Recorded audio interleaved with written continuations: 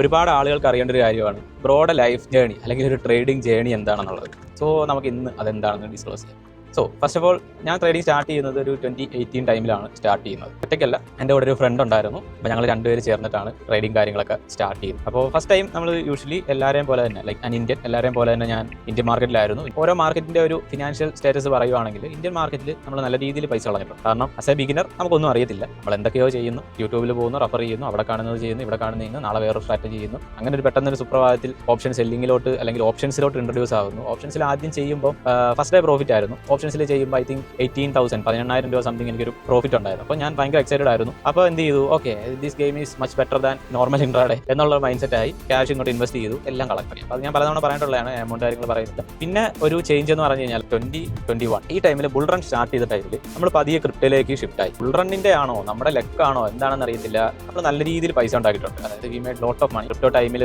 എൻ്റെ ഗ്രൂപ്പിലൊക്കെ ഉള്ള ആളുകൾക്ക് മേ ബി അറിയായിരിക്കും. ഇവൻ ഇപ്പോൾ നമ്മുടെ യൂട്യൂബ് ചാനലിൽ പോയാലും സ്റ്റിൽ അന്നത്തെ കുറച്ച് വീഡിയോസ് ഒക്കെ ഇപ്പോഴും കിടപ്പുണ്ട്. It was good. അതായത് നമുക്ക് ലോസ് എന്ന് പറയുന്ന ഒരു കാര്യം നമുക്ക് ഉണ്ടായിട്ടില്ല. നമ്മൾ അത്യാവശ്യം ഫിനാൻഷ്യൽ ബാക്കപ്സ് ബിൽഡ് ചെയ്തു, ഇൻവെസ്റ്റ്മെന്റ്സ് ബിൽഡ് ചെയ്തു. ക്രിപ്റ്റോ ജേണി എന്ന് പറഞ്ഞു കഴിഞ്ഞാൽ അടിപൊളിയായിരുന്നു. പിന്നെ അത് കഴിഞ്ഞിട്ടാണ് നമ്മൾ പതിയെ ഫോറക്സിലേക്ക് ഷിഫ്റ്റ് ആകുന്നത്. കുറച്ച് വ്യത്യാസങ്ങൾ കാര്യങ്ങളുണ്ട്. പിന്നെ നമുക്കറിയാം റെഗുലേഷൻസ് കാര്യങ്ങളുടെ ഇഷ്യൂസ് ഉണ്ട്. അപ്പം അങ്ങനെ വന്നപ്പോഴത്തേക്ക് ആദ്യം ഭയങ്കര ഡൗട്ട്ഫുൾ ആയിരുന്നു, ഇത് ചെയ്യണോ ഇത് വേണോ എന്നുള്ള ഡൗട്ട്ഫുൾ ആയിരുന്നു. ബട്ട് എൻ്റെ ഒരു ടോട്ടൽ ഫോറക്സിലേക്ക് ഷിഫ്റ്റ് ആകാം എന്നൊരു തീരുമാനം വന്നത് എപ്പോഴാന്ന് വെച്ച് കഴിഞ്ഞാൽ മാർക്കറ്റ് പെർഫെക്റ്റ് ആണ്. അപ്പോൾ പെർഫെക്റ്റ് ആണെന്ന് തിരിച്ചറിയാൻ ഒരു കാരണം കൂടുണ്ട്, അതുകൂടെ ഞാൻ പറയാം. ഇതോടെ ആ ഒരു ബുൾ റണ്ണും കുറച്ച് അത്യാവശ്യം പ്രോഫിറ്റബിൾ ഒക്കെ ആയി നല്ല രീതിയിൽ പൊക്കോണ്ടിരുന്ന ടൈമിൽ വേറെ പ്രത്യേകിച്ച് ജോബോ കാര്യങ്ങളോ ഒന്നുമില്ല. നമ്മളപ്പോൾ ഒരു ചെറിയ ബിസിനസ് ഒക്കെ റൺ ചെയ്തുകൊണ്ടിരിക്കുകയാണ്. അപ്പോൾ നമ്മൾ ട്രേഡിംഗ് റിലേറ്റഡ് ഒരു ബിസിനസ് പിടിച്ചു. അറിയാത്ത പണിയാണ്, ബട്ട് സ്റ്റിൽ നമ്മളെപ്പോഴും റിസ്ക് എടുത്താലേ റിവാർഡ് കിട്ടും എന്നാണല്ലോ. So I took that risk. ആ ഒരു ബിസിനസ് പൊട്ടി.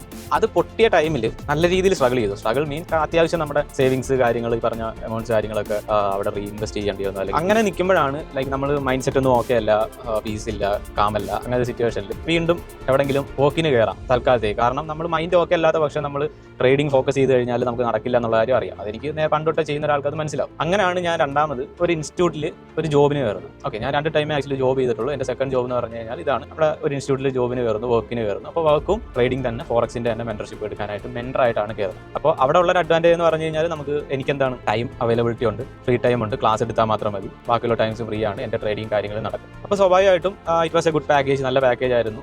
സാറ്റിസ്ഫൈഡ് ആണ്, നമ്മുടെ കാര്യങ്ങളൊക്കെ നടന്നു പോകും, ഇഷ്യൂസ് ഇല്ല, ട്രേഡിംഗ് നടന്നു പോകും. അങ്ങനെ ഒരു 2 ഇയർ നമ്മൾ അവിടെ സസ്റ്റെയിൻ ചെയ്തു മീൻസ് ബാക്കപ്പ് ബിൽഡ് ചെയ്യുക, അല്ലെങ്കിൽ നെക്സ്റ്റ് എന്താണ് എന്ന് ആലോചിക്കാൻ നമുക്കൊരു ടൈം എടുക്കണം. ഇവിടെ എൻ്റെ ഒരു 2 ഇയർ ഗോൾ എന്ന് പറഞ്ഞു കഴിഞ്ഞാൽ 3ാമത്തെ വർഷം എനിക്കറിയാം. കാരണം എൻ്റെ ഒരു സ്വഭാവം വെച്ചിട്ട് ഫസ്റ്റ് ഓഫ് ഓൾ വർക്ക് ചെയ്യാൻ പറ്റത്തില്ല, അതാണ് സത്യം. ഞാൻ വർക്ക് ചെയ്യുമ്പോൾ തന്നെ ഒരുപാട് ഇഷ്യൂസ് കാര്യങ്ങളൊക്കെ ഉണ്ടായിട്ടുണ്ട്. കാരണം ഞാൻ വളരെ ഷോർട്ട് ടെമ്പേർഡ് ആയിട്ടുള്ള ഒരാളാണ്. അപ്പോൾ അങ്ങനെ ഇപ്പോഴല്ല, നേരത്തെ. അപ്പോൾ അങ്ങനെയൊക്കെ ഇഷ്യൂസ് ഉള്ളതുകൊണ്ട് ഒരാളുടെ അണ്ടറിൽ വർക്ക് ചെയ്യുക എന്നുള്ളത് ഒരു അക്സെപ്റ്റബിൾ ആയിട്ടുള്ള ഒരു കാര്യമല്ല. പക്ഷേ സ്റ്റിൽ സിറ്റുവേഷൻസ് അങ്ങനെ ആയതുകൊണ്ട് നമ്മൾ വർക്ക് ചെയ്തു. അങ്ങനെ അവിടെ വർക്ക് ചെയ്യുമ്പോഴും എൻ്റെ മൈൻഡിലുള്ള കാര്യം എന്ന് പറഞ്ഞു കഴിഞ്ഞാൽ 3 വർഷം കഴിയുമ്പോൾ എന്ത്, അല്ലെങ്കിൽ 5 വർഷം കഴിയുമ്പോൾ എന്ത് എന്നുള്ളൊരു കാര്യമാണ്. അറ്റ് ദ സെയിം ടൈം ഇപ്പോഴും ഒരുപാട് ആളുകൾ എന്നെ അവിടെ ഞാൻ പഠിപ്പിച്ച ഒരുപാട് സ്റ്റുഡൻസ് എന്നോട് ചോദിക്കുന്ന കാര്യമാണ്, ബ്രോ അവിടെ ഞങ്ങളെ പഠിപ്പിച്ചതല്ലല്ലോ ഇപ്പോൾ ഇവിടെ ചെയ്യുന്നത്. അല്ല, എല്ലാം വെണ്ടേർലി ഡിഫറൻറ്റ് കാര്യമാണ് ചെയ്യുന്നത്. സത്യമാണ്. അവിടെ ഇപ്പോൾ ഞാൻ പ്രൊവൈഡ് ചെയ്തുകൊണ്ടിരുന്നതെന്ന് പറഞ്ഞു കഴിഞ്ഞാൽ ഒരു ഇതാണ് ലൈക്ക് എന്താണ് SMC അല്ലെങ്കിൽ ഒരു ICT കോൺസെപ്റ്റ് ആണ്. 2 ഇയേഴ്സ് അല്ലെങ്കിൽ 3 ഇയേഴ്സ് ബിഫോർ ആഫ്റ്റർ എന്തായിരിക്കണം എന്നുള്ളത് ഞാൻ പ്ലാൻ ചെയ്തു. അങ്ങനെയാണ് നമ്മളിപ്പോൾ ചെയ്യുന്ന ഒരു സ്ട്രാറ്റജി തന്നെ ബിൽഡ് ചെയ്യുന്നത്. N goal is trading. അത് നമുക്കറിയാം. ഓക്കെ, ട്രേഡിംഗ് റിലേറ്റഡ് ബിസിനസ് ആണ് നമ്മൾ ചെയ്യുന്നത്, അല്ലെങ്കിൽ ഞാൻ ചെയ്യാൻ പോകുന്നത് എന്നുള്ള കാര്യം. എൻ ഗോൾ എനിക്ക് എവിടെ എത്തും എന്നുള്ള കാര്യം എനിക്ക് ഉറപ്പുണ്ട്. അതായത് 2025 നമ്മൾ മെന്റർഷിപ്പ് സ്റ്റാർട്ട് ചെയ്യുമ്പോൾ നമുക്കറിയാം 26 നമ്മൾ ഇതങ്ങനെ ക്ലോസ് ചെയ്യും. ഇനി 27, 28 എന്താകും എന്നുള്ള പ്ലാനും ഓൾറെഡി എൻ്റെ കയ്യിലുണ്ട്. അറ്റ് ദ സെയിം ടൈം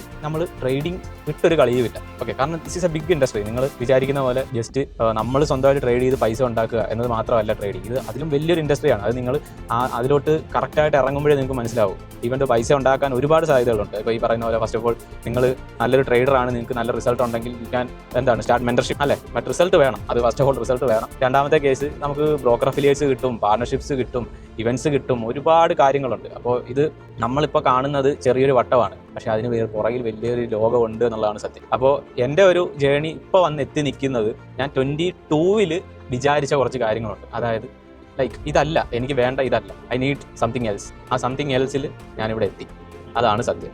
അപ്പോൾ ഇനി എന്ത് എന്നുള്ളത്, അതായത് അടുത്ത വരും വർഷങ്ങളിൽ എന്ത് എന്നുള്ളത്, ഇപ്പോൾ ലാസ്റ്റ് നമ്മുടെ മെന്റർഷിപ്പിൻ്റെ ബാച്ചിൽ സ്റ്റുഡൻസ് എന്നോട് എൻ ക്ലാസ്സിൽ ചോദിച്ചിട്ടുണ്ടായിരുന്നു, എന്താണ് അടുത്ത ഇയർ പ്ലാൻ, ഫ്യൂച്ചേഴ്സ് ആണോ അങ്ങനെയുള്ള കാര്യം. നമ്മളത് അങ്ങനെ ഡിസ്ക്ലോസ് ചെയ്തില്ല. പക്ഷേ സ്റ്റിൽ നിങ്ങളിവിടെ കാണും, ഞാനിവിടെ കാണും. യു ക്യാൻ വാച്ച് ഇറ്റ്, എന്താണ് നടക്കാൻ പോകുന്നത്.